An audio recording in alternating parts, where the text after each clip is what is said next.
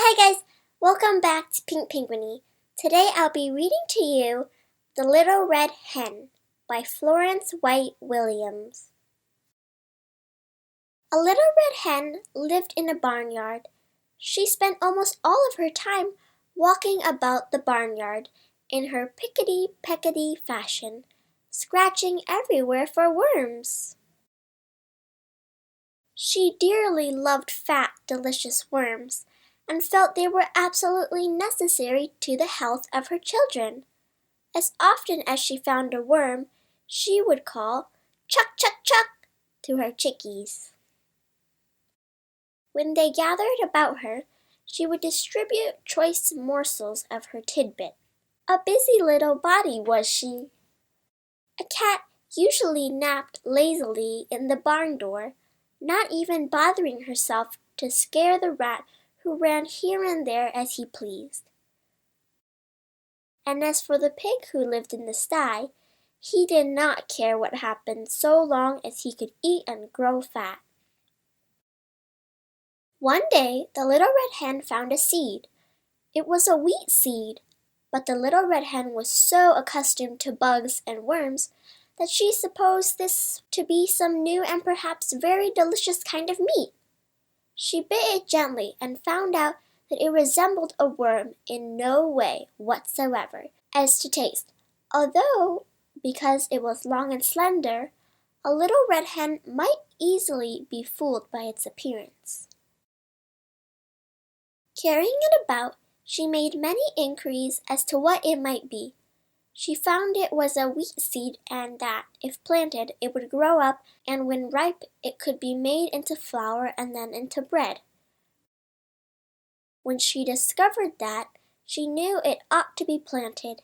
She was so busy hunting food for herself and her family that naturally she thought she ought to not take time to plant it. So she thought of the pig, upon whom time must hang heavily, and of the cat, who had nothing to do, and of the great fat rat with his idle hours. And she called loudly, "Who will plant the seed?" But the pig said, "Not I," and the cat said, "Not I," and the rat said, "Not I." "Well then," said the little red hen, "I will." And she did. Then she went on her daily duties through the long summer days, scratching for worms and feeding her chicks, while the pig grew fat, and the cat grew fat, and the rat grew fat, and the wheat grew tall and ready for harvest. So one day the little red hen chanced to notice how large the wheat was, and that the grain was ripe. So she ran about calling briskly, "Who will cut the wheat?" The pig said, "Not I." The cat said, "Not I." And the rat said, "Not I." "Well then," said the little red hen, "I will." And she did. She got the sickle from among the farmer's tools in the barn and proceeded to cut off all of the big plant of wheat. On the ground lay the nicely cut wheat, ready to be gathered and threshed. But the newest and yellowest and downiest of Mrs. Hen's chicks set up a peep, peep, peeping in their most vigorous fashion, proclaiming to the world at large, but most particularly to their mother, that she was neglecting them. Poor little red hen! She felt quite bewildered and hardly knew where to turn. Her attention was sorely divided between her duty to her children and her duty to the wheat, for which she felt responsible. So again, in a very hopeful tone, she called out, "Who will thresh the wheat?" But the pig with a grunt said, "Not I," and the cat with a meow said, "Not I," and the rat with a squeak said, "Not I." So the little red hen, looking, it must be admitted, rather discouraged, said, "Well, I will then." And she did. Of course, she had to feed her babies first, though, and when she had gotten them all to sleep for their afternoon nap, she went out and threshed the wheat. Then she called out, "Who will carry the wheat to the mill to be ground?" Turning their backs with snippy glee, that pig said, "Not I." And that cat said, "Not I." And that rat said, "Not I." So the good little red hen could do nothing but say, "I will then." And she did. Carrying the sack of wheat, she trudged off to the distant mill. There she ordered the wheat ground into beautiful white flour. When the miller brought her the flour, she walked slowly back all the way to her own barnyard in her own picketty-pecketty fashion. She even managed, in spite of her load, to catch a nice juicy worm now and then, and had one left for the babies when she reached them. Those cunning little fluff balls were so glad to see their mother. For the first time, they really appreciated her.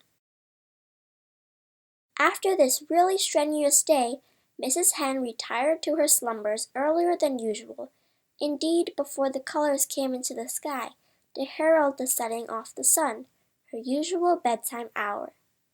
She would have liked to sleep late in the morning, but her chicks, joining in the morning chorus of the hen yard, drove away all hopes of such a luxury. Even as she sleepily half opened one eye, the thought came to her that today that wheat must somehow be made into bread. She was not in the habit of making bread, although of course anyone can make it if he or she follows the recipe with care, and she knew perfectly well that she could do it if necessary. So after her children were fed and made sweet and fresh for the day, she hunted the pig, the cat, and the rat. Still confident that they would surely help her some day, she sang out, "Who will make the bread?"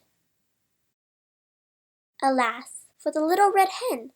Once more her hopes were dashed, for the pig said, "Not I." The cat said, "Not I." And the rat said, "Not I."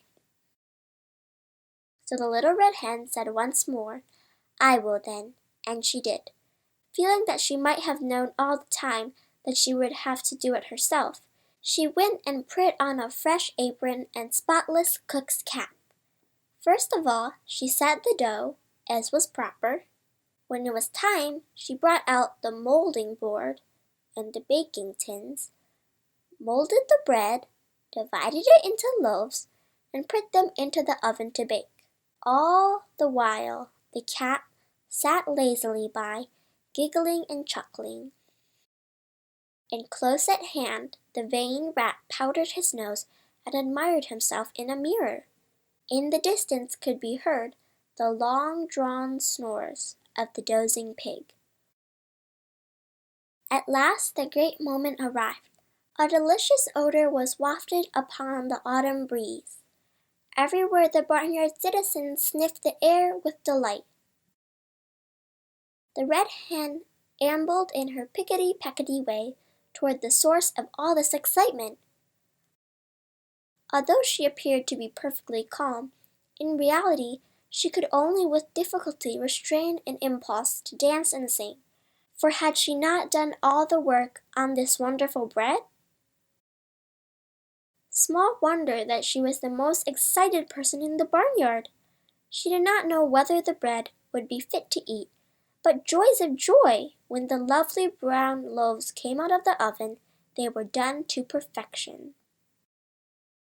Then, probably because she acquired the habit, the red hen called, "Who will eat the bread?"